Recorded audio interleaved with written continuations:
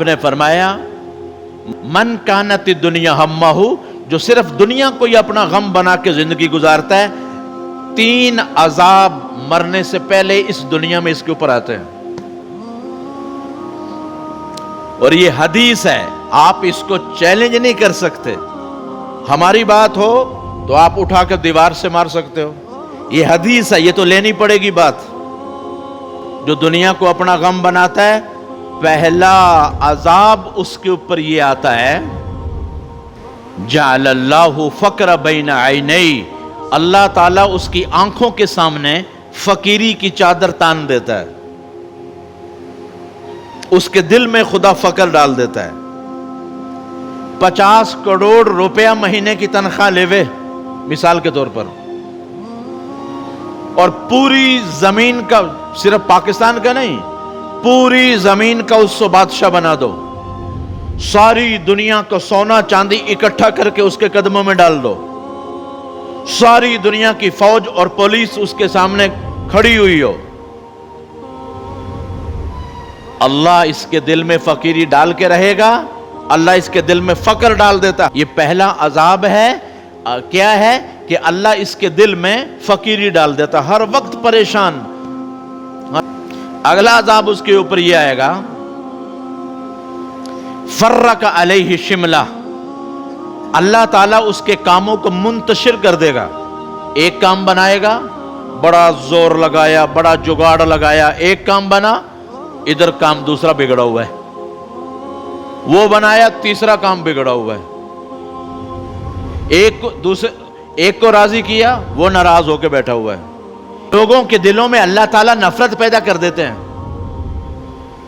فرق علیہ شملہ، اللہ تعالیٰ اس کے سارے کاموں کو منتشر کر دیتے ہیں. بتاؤ، جس کے کاموں کو بگاڑنے کے لیے اللہ میدان میں آ گیا ہو، کون سی طاقت ہے اس کے کام بنائے گی؟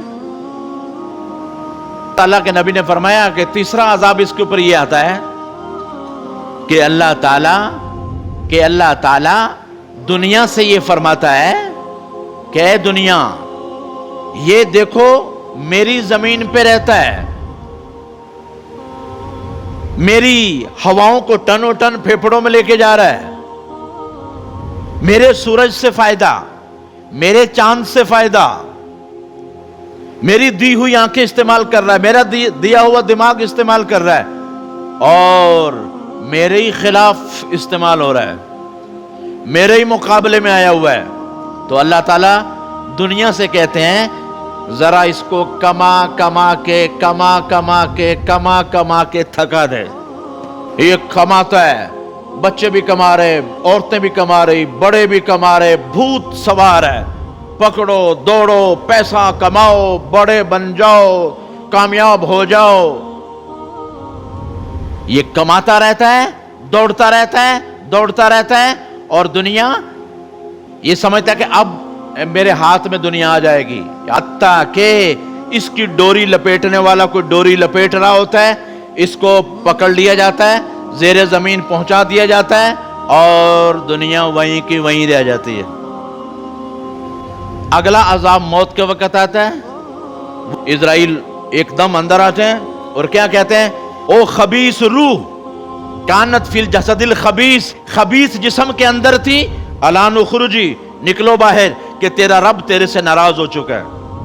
جب وہ روح نکلتی ہے، ساری دنیا میں بدبو پھیل جاتی ہے. گندے کپڑے میں لپیٹ کر ایک کے ذمہ لگا تھا، بھائی اس کو اوپر لے کے جاؤ. وہ اوپر لے کے جاتا ہے، دروازہ کھٹکھٹاتا ہے آسمان کا. وہ پوچھتے ہیں آسمان والے کون؟ کہ جی فلاں کا بیٹا، اس کی روح لے کر آیا ہوں، فلاں کی بیٹی ہے، اس کی روح لے کر آیا ہوں. آسمان کے فرشتے کہتے ہیں اس بدبخت روح کے لیے آسمان کے دروازے نہیں کھلیں گے. تو وہ فرشتہ اوپر سے ہی پٹک کے اس کو زمین پر مارتا ہے. تیرا ستیہ ناس، 4 دن کی عیاشی کے لیے، 4 دن کی بدماشی کے لیے تو نے اللہ کو ناراض کر لیا. اب ہمیشہ کی ذلت تیرا مقدر بن چکی ہے. پھر قبر میں عذاب، میدان محشر میں عذاب، اور پھر آخری اس سفر کا آخری اسٹیشن دوزخ ہے.